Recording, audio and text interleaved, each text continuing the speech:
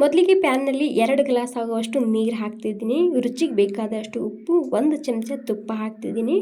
ನೀರು ಕುದಿ ಬಂದಾದಮೇಲೆ ಇಲ್ಲಿ 1 ಗ್ಲಾಸ್ ಆಗುವಷ್ಟು ಅಕ್ಕಿ ಹಿಟ್ಟು ಹಾಕ್ಕೊತಿದ್ದೀನಿ. 2 ಗ್ಲಾಸ್ ನೀರು, 1 ಗ್ಲಾಸ್ ಅಕ್ಕಿ ಹಿಟ್ಟು.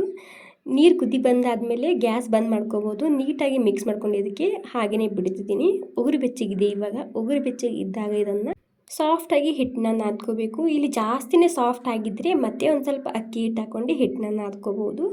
ಇವಾಗ ಇಲ್ಲಿ ನಾನು ಡ್ರೈ ಹಿಟ್ಟು ಅಕ್ಕಿ ಹಿಟ್ಟೇ ತೊಗೊಂಡಿದ್ದೀನಿ. ಈ ರೀತಿ ರೌಂಡಾಗಿ ಲಟ್ಟಿಸ್ಕೊಂಡು ತೊಗೋಬೇಕು. ಇಲ್ಲಿ ನಿಮಗೆ ಎಲ್ಲನೂ ಒಂದೇ ಸೈಜ್ನಲ್ಲಿ ಬೇಕು ಅನ್ನೋದಾದರೆ ಈ ರೀತಿ ಕಟ್ ಮಾಡ್ಕೊಳ್ಳಿ, ಇಲ್ಲಾಂದರೆ ಹಾಗೆ ಡೈರೆಕ್ಟಾಗಿ ಬೇಯಿಸ್ಕೋಬೋದು. ಎಲ್ಲನೂ ಇದೇ ರೀತಿ ರೆಡಿ ಮಾಡಿ ಇಟ್ಕೊಂಡಿನಿ. ಇಲ್ಲಿ ಹಂಚು ಕೂಡ ಬಿಸಿಯಾಗಿದೆ. ಇಲ್ಲಿ ನಾನು ಸಣ್ಣ ಇರೋದ್ರಿಂದ ಒಮ್ಮೆನೇ 3 ಹಾಕ್ತಿದ್ದೀನಿ. ಗ್ಯಾಸ್ ಕೂಡ ಉಳಿತಾಯ ಆಗುತ್ತೆ ಹಾಗೂ ಬೇಗ ಕೂಡ ರೆಡಿ ಮಾಡ್ಕೋಬೋದು. ಈ ರೀತಿ ಬೇಯಿಸ್ಕೊಂಡು ತೊಗೋಬೇಕು ಅಷ್ಟೇ. ಸ್ವಲ್ಪ ತುಪ್ಪ ಅಥವಾ ಎಣ್ಣೆ ಇಷ್ಟ ಇದ್ದರೆ ಹಚ್ಬೋದು, ಇಲ್ಲಾಂದರೆ ಹಾಗೆ ಕೂಡ ಬೇಯಿಸ್ಕೋಬೋದು. ಎಲ್ಲನೂ ಇದೇ ರೀತಿ ಬೇಯಿಸ್ಕೊಂಡು ತೊಗೊಂಡಿದ್ದೀನಿ. ಸೂಪರ್ ಆಗಿರುವಂತಹ ಅಕ್ಕಿ ಹಿಟ್ಟಿನ ಚಪಾತಿ ಅಥವಾ ರೊಟ್ಟಿ ರೆಡಿಯಾಗಿದೆ. ಇಷ್ಟ ಆಗಿದ್ರೆ ಲೈಕ್ ಮಾಡಿ.